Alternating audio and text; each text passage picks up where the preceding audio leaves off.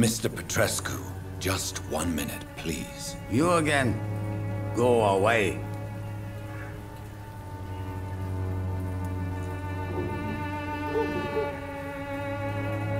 Sir, wait. Stop this nonsense. I know Nurse Crane is here.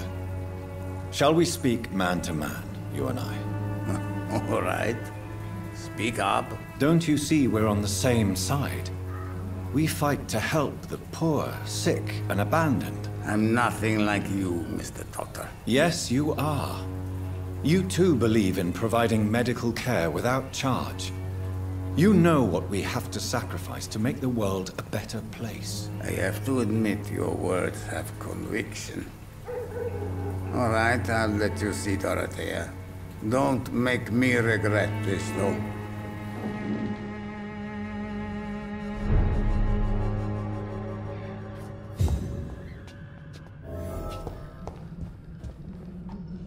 If you want to talk to Dorothea, you must go across the courtyard and take the stairs. We've not been formally introduced. May I ask your name and occupation, sir? I am Darius Petrescu. I'm here to keep snitches and spies away from Dorothea. And I also run this little print shop. So Dorothy's real name is not Crane? Like myself and many people in this area. Dorothea is from occupied Romania. That's all you need to know. She seems important to the community. More than you can imagine. The West End does not want to hear of Whitechapel's misery. Dorothea is one of the few doing something about it. Tell me everything you know about Camellia, the mute florist. I do not believe in the afterlife, Doctor, but I'm almost convinced Camellia is an angel. She volunteered to give out our medical leaflets. Are you not worried for her safety? She is as brave as she is tough, and clever, too. If only I had met her when I was younger. Are you in love with Camellia, Mr. Petrescu? Don't be stupid. If I had met her when I was younger, we could have won our revolution. Who is she, really? Do you know where she's from? She's not from around here, that's all we know. Camellia is not even her name. It's her favorite flower. You say she has no close family? Well, there's that awful poet who constantly follows her around like a lost puppy. A good man for sure, but a very poor writer.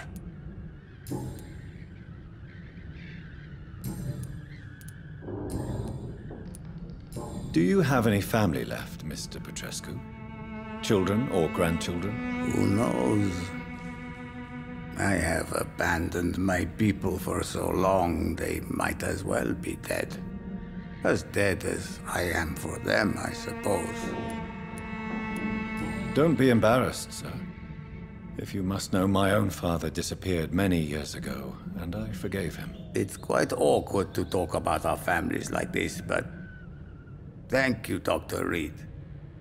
I appreciate your trust. This war won't last forever. Did you ever think of returning to your country now it's free? No. I have taught strength and determination to my sons and daughters. I'm an old, dying man who only has memories of better times to cherish.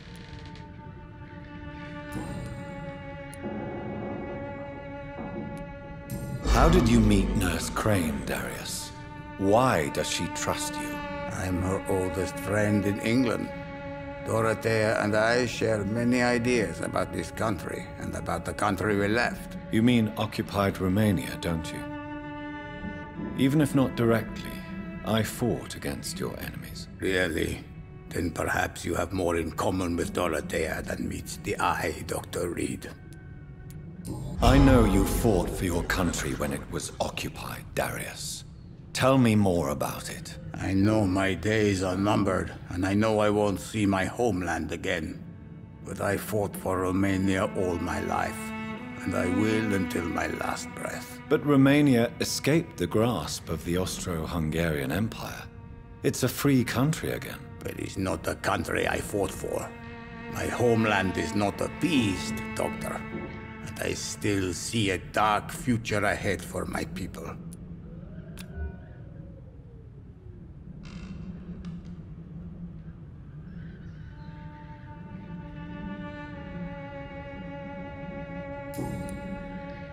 Goodbye, Mr. Petrescu.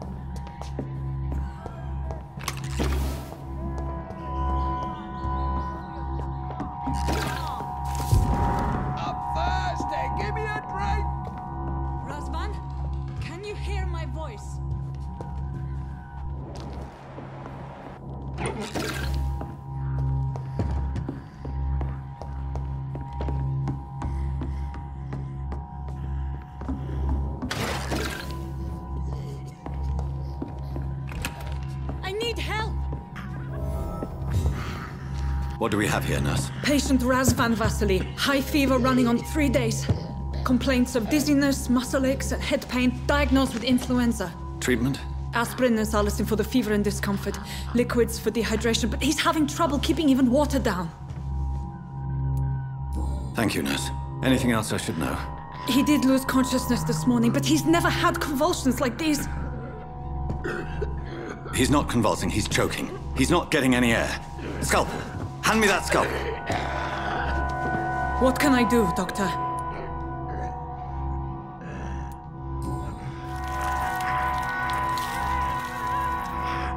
I need to perform a tracheostomy.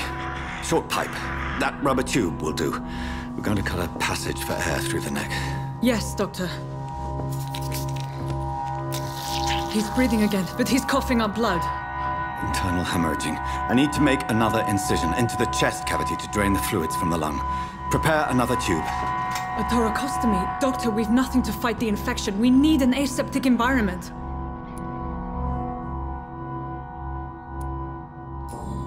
Don't question me, nurse. I need a drain. Now. Yes, Doctor.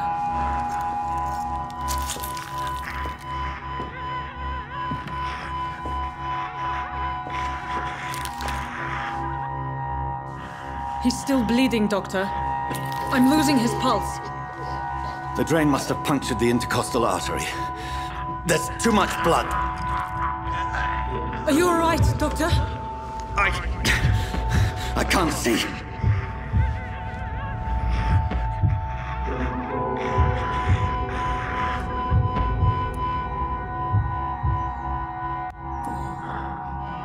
I must first suture the artery.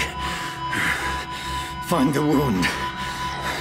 The source of the blood. Needle and thread, Doctor. Good. The stitches are holding. How's he doing? We're losing him. We've lost his pulse. He's dying, Doctor.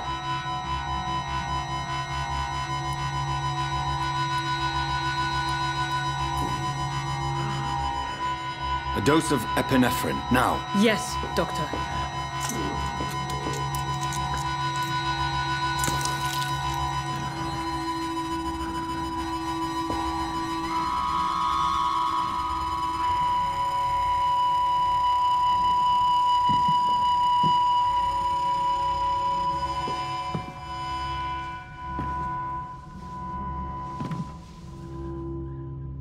We've lost the pulse. He's gone, Doctor. Nurse, we did everything we could. Yes, I know. You are true to your reputation, Dr. Reid. Dedicated and precise. No one could have done more. This was not an influenza-induced seizure. I've never seen symptoms like these on the continent. Neither have I. But the previous symptoms leading up to this attack were the same, indistinguishable from the epidemic. No. There was something more vile in these reactions. Something primitive. There have been numerous reports of mental breakdowns caused by the fever that accompanies the flu itself, Doctor. Yes, but... I'd best take some samples of the blood for analysis.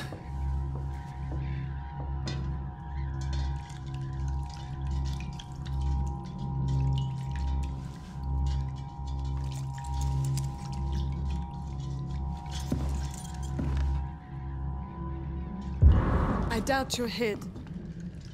I suspect it was more than intuition alone that led you to us. So, how might I be of service, Dr. Reid?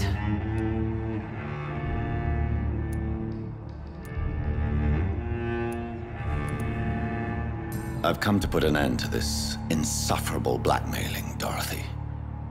Doctor, you think your warnings scare me? I've stolen and plied, blackmailed and lied, but what else am I to do? I'm all these people have.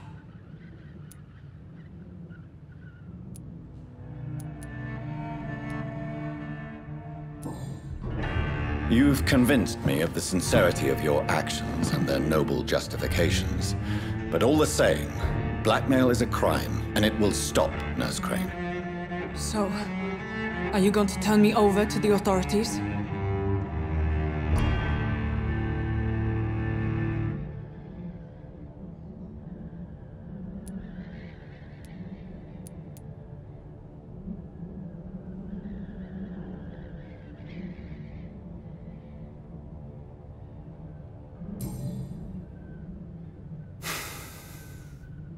No.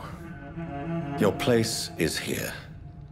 Jailing you would be an even greater crime. So, here is my proposition.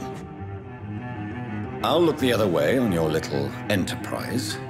In exchange, you will resign from the Pembroke Hospital and provide me with medical supplies when the need arises. Dr. Reid! That sounds like a business proposition. My accomplice, then. No, just a privileged client. My research may require the occasional rare piece of equipment or ingredient. I'll pay good coin in exchange, fair and honest, to help finance your noble endeavors.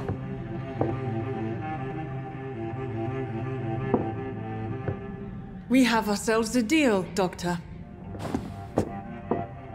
Good customers are always welcome. Yes, Nurse Crane. We have a deal.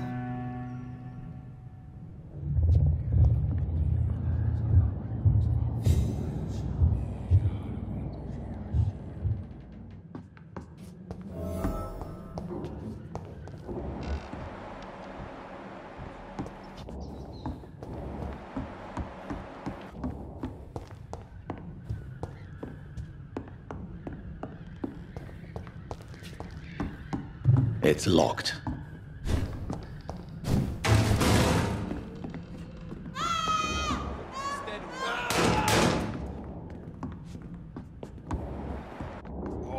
This one stinks already.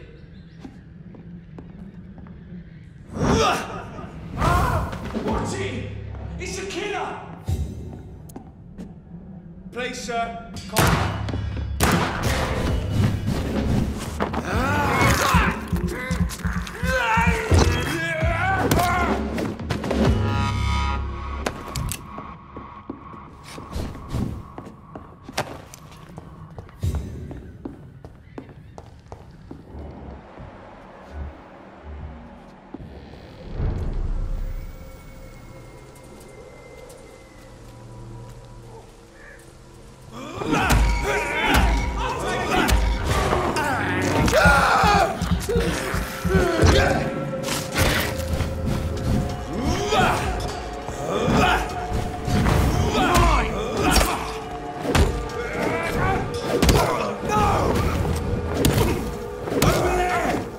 one of them!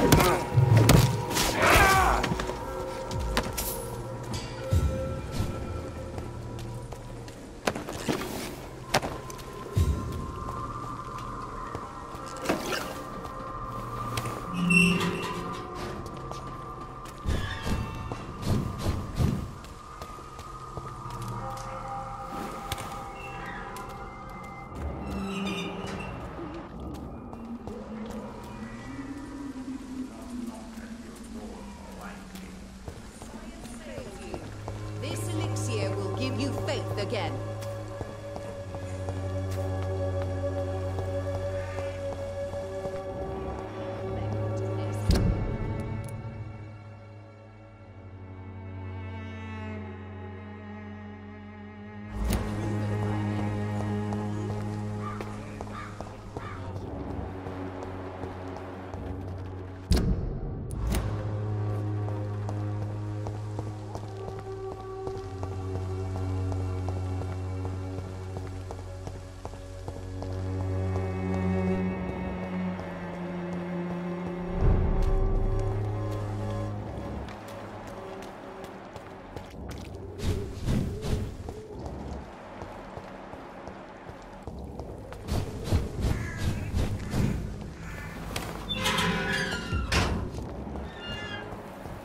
Human blood. Whoever left these marks did so deliberately.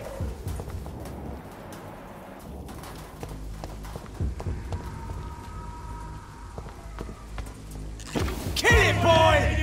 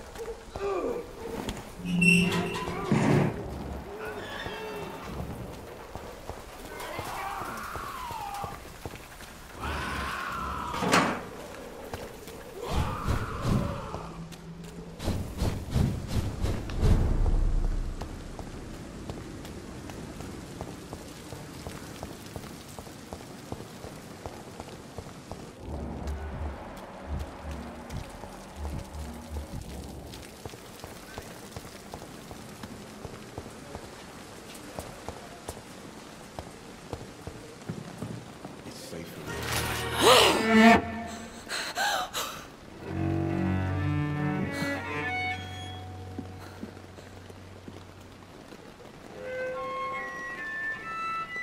I would ask you to avert your eyes, sir. Or did you not know it was rude to stare? I knew it. Speak up, Dr. Reid. I like a man who speaks his mind.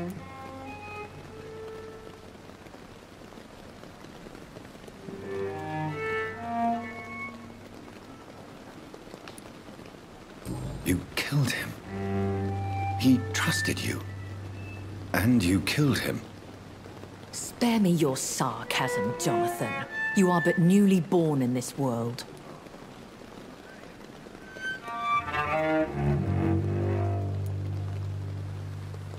We are vampires. We live by leeching the blood from weaker prey.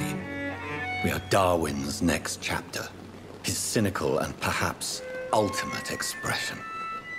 The situation is somewhat awkward nonetheless. I have not been observed sustaining myself for many decades. I have to say I'm a trifle embarrassed. Anyway, I have concluded my inquiries concerning your blackmailer. I see. Please excuse my agitated state. Under normal circumstances, I wouldn't let anyone see me in this condition. I must confess I have not put an end to the blackmail, my lady. Unfortunately, I could not bring myself to do it. I'm so disappointed in you, Jonathan. I didn't expect this from you. Lady Ashbury, you yourself admitted how ridiculous the sum of money was. I can assure you, it was all used for charitable ends. Well, you are full of surprises, aren't you, Jonathan? All right, say I trust you, but you will still pay the ransom. That is only fair. After all, it was you who failed to bring this problem to a satisfactory conclusion. I believe I could agree to that. And since a lady always keeps her promises, I will now answer any questions you may have. Why does Dr. Swansea allow you to feed on the patients of the hospital? Dr. Swansea is a good and compassionate man. He is trying to find a solution for our hunger. Until that happens, he is clever enough to understand that I only feed upon the dying. What do you know about this Brotherhood of St. Paul's Stole? The Brotherhood is well known amongst London vampire society. As long as our kind is discreet, and as long as they do not interfere, we have come to a mutual understanding. And no one suspected you of the murders? As you well know, suspicion has recently fallen on me of killing for pleasure. But you have my word, Jonathan. I take no pleasure in taking a life. I know this is beyond the pale, but may I inquire your age? Really? And I thought you were gentlemen. If you must know, I'm 27. I've been 27 for a long time now, and 27 I shall remain. Very well, but I believe there is more to this than you are saying. A lady has to have some secrets. And who bestowed upon you this eternal youth? My maker. He left this isle a long time ago. Why did you save me in the canning factory? I could hardly stand by and watch such a promising young blood as yourself be torn to shreds by some gutter scowl. William Bishop wasn't the vampire that created me then? No, Jonathan. Whatever their strength and demeanor, Scowls are the progeny of careless vampires. It cannot be the other way round. What type of vampire is a Skull? Not a true vampire. The deformed offspring of lesser vampires. It is a shame these creatures run wild, slaves to their baser instincts.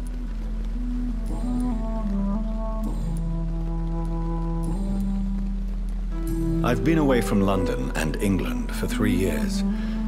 This isn't the city I remember. Things have gone from bad to worse here, Jonathan. I've lived in this city for a long time, and I've never seen it like this. The Spanish flu has hit London that bad? Yes, but it's not just that. I've heard things. Things I've not heard for a very, very long time. There are whispers in the shadows. Something far worse than the Spanish flu is here in the city. What is it you fear? Fear has long since flown this form. But there is something malevolent circling us. I feel fear is merely waiting in the wings. Are there many vampires here in London? Immortals are of a rare breed, and we often tend to hide. But you may occasionally meet some of us at night. Do you know any of them? Have you an idea of the identity of the vampire who attacked me? You mean your maker? No, Jonathan, I have no clue. But I fear he or she is as careless as cruel. To let you discover your new condition by yourself. What do you mean? Every now and then, you may discover an immortal in the deep of the night. But we are a rare and reclusive breed. Our progeny is almost never accidental. Will they all be as affable as you, my lady? I do not see why not. But remember, even the shark smiles before he bites. That sounds like a lesson from experience. Vampire politics are as intricate and sometimes tedious as a game of chess in a gentleman's club.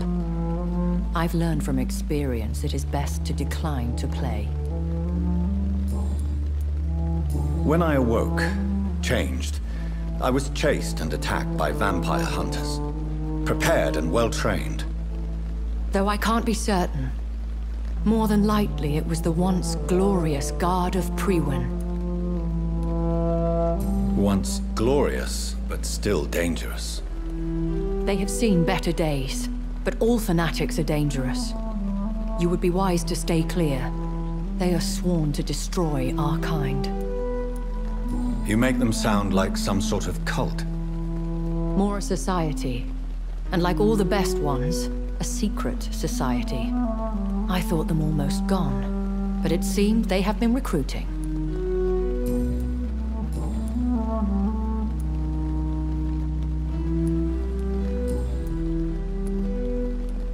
I've been hearing a voice talking in my head. Is this some kind of insanity? It feels like the voice of the vampire that created me. Hush. Tell no one this. It would be unwise to talk of such things amongst British immortals. Speak no more of your maker. How could this cause offense? Only the powerful immortals can mentally call to their progeny. No vampire or hunter will sleep easy, knowing that an unidentified elder is stalking the streets of London.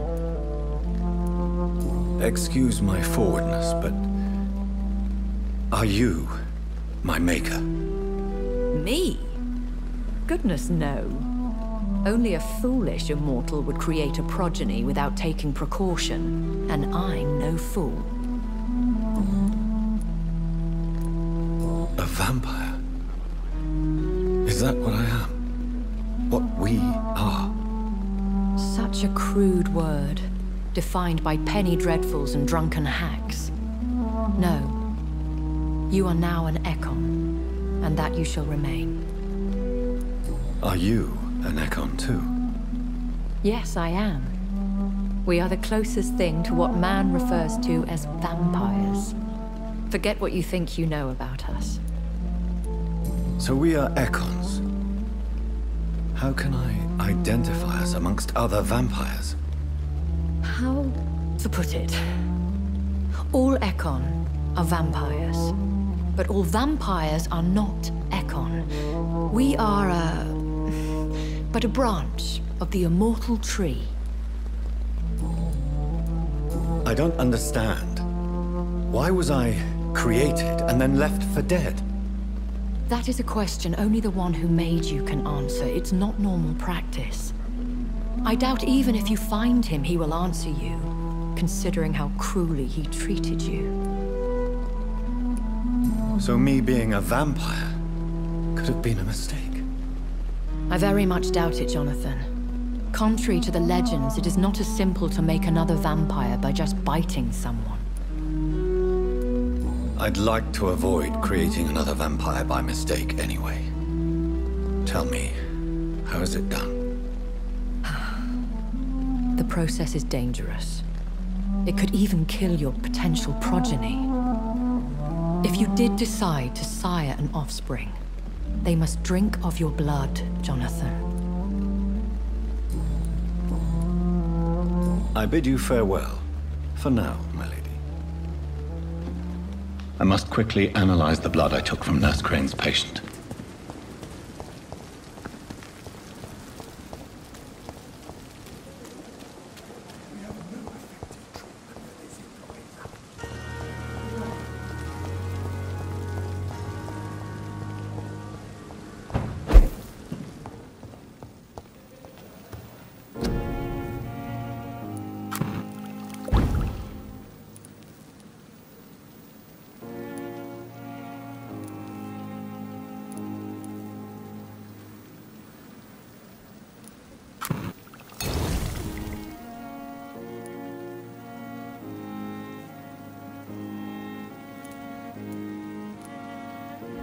Razvan Vasily was infected by Spanish flu, but also has the highly unstable blood of the Scowls. Is the London vampire epidemic transmitted through the flu? I should talk to Dr. Swansea about it.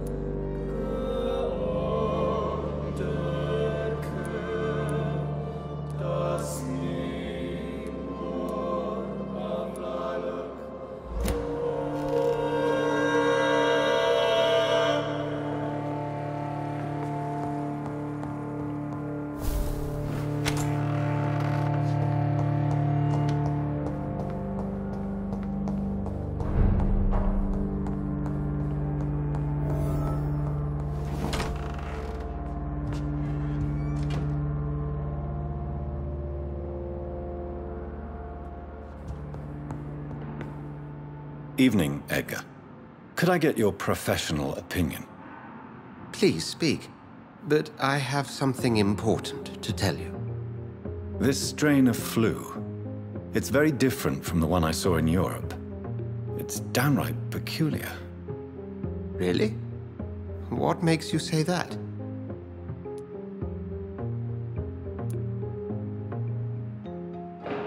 I've just looked at the blood of one of our recently deceased. I see. Do you have anything more to go on? This disease spreads and looks like the Spanish flu, but its effects differ greatly. The London strain is different from the continental one. This is very interesting. Did you find something else? Yes. Unlike the flu, the infected begin to show an increase in outwardly aggressive behavior. More than simple agitation. Once docile people become violent. You mean like rabies? Is there a chance we could create a vaccine, Jonathan, like Pasteur? By the stove, that would be smashing. There's a lot we're not seeing here, but it is spreading, and quickly. If we don't act, the whole city could be lost. But Jonathan, we've a fantastic opportunity sitting right here in front of us. A weapon of choice. What on earth do you mean? Why, you, my dear boy. With your expertise and your blood, we could isolate the properties that course through your veins. Think about the possibilities.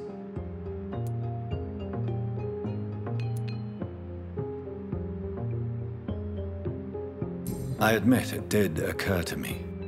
Blood seems to be the common factor in all of this. I totally agree.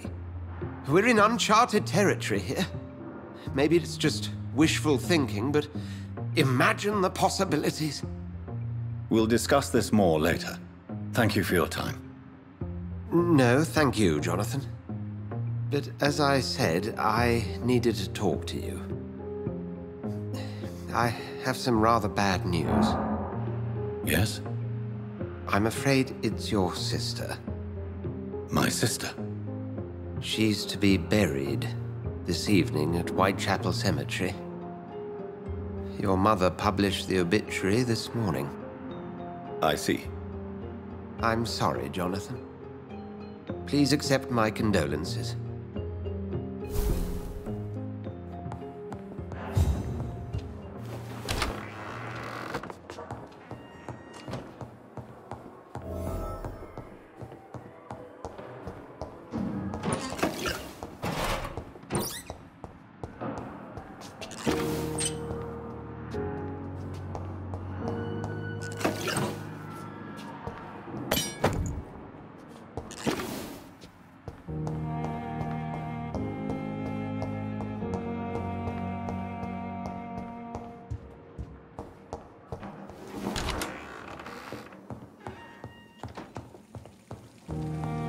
I never thought I would have to attend my murdered sister's funeral.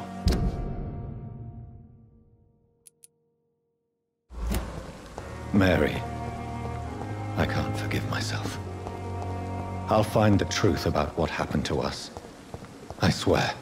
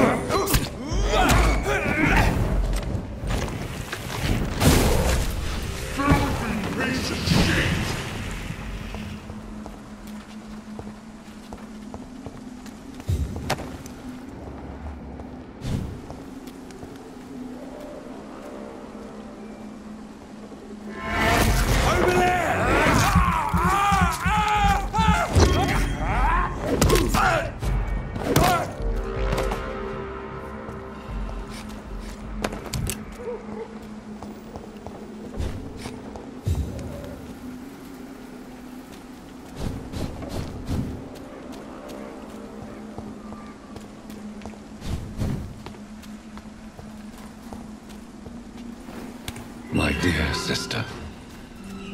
I don't know if I have the strength.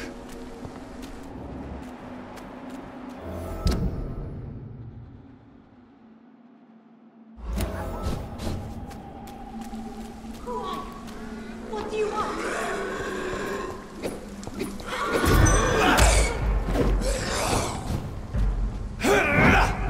Somebody help!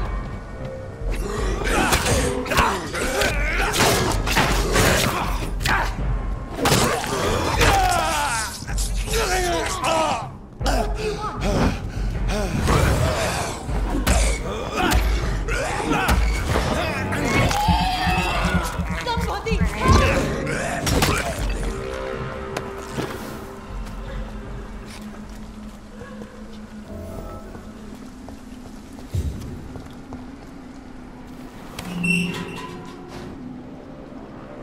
Are you all right, miss? I don't know. Who were those people? They wanted to kill me. Why? They've lost their minds in the epidemic. They won't come back for now. You seem to know a lot about them, sir. I'm Dr. Jonathan Reid. I'm investigating this disease. I am Xiaoxun. Thank you so much for helping me, Mr. Reid. I must go to the cemetery now. Goodbye.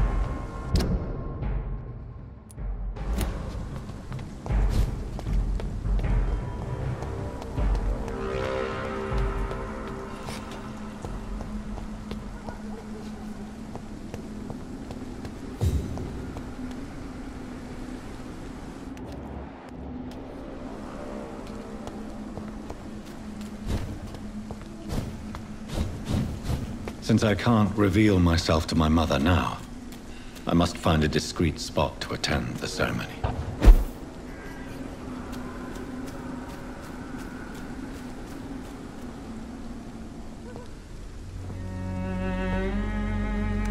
I am the resurrection and the life. He that believeth in me, though he were dead, yet shall he live. And whosoever liveth and believeth in me shall never die. We commend unto thy hands of mercy, most merciful Father, the soul of our sister departed, and we commit her body to the ground. Earth to earth, ashes to ashes, dust to dust.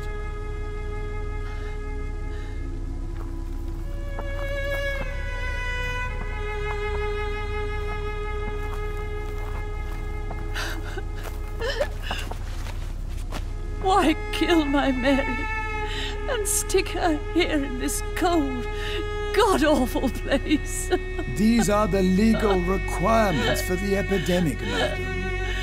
Oh, Avery, I feel so tired. Please take me home. Yes, madam.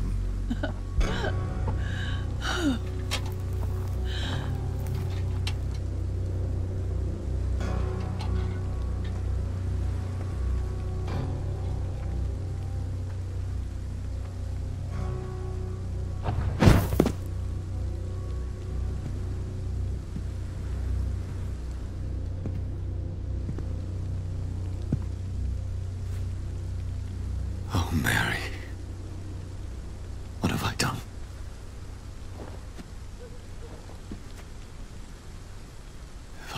change one thing. One thing. This is a nightmare. Jonathan, there is nothing you can do but accept it.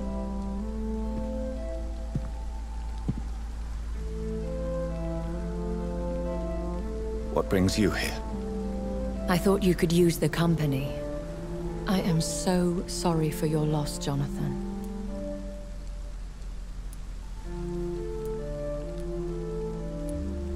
She was a good person.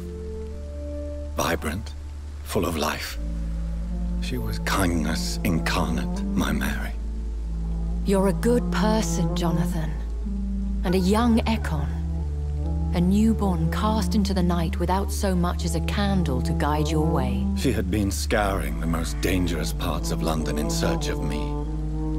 And it led to her death. Jonathan, don't. I still hear her last thoughts. They echo in my head.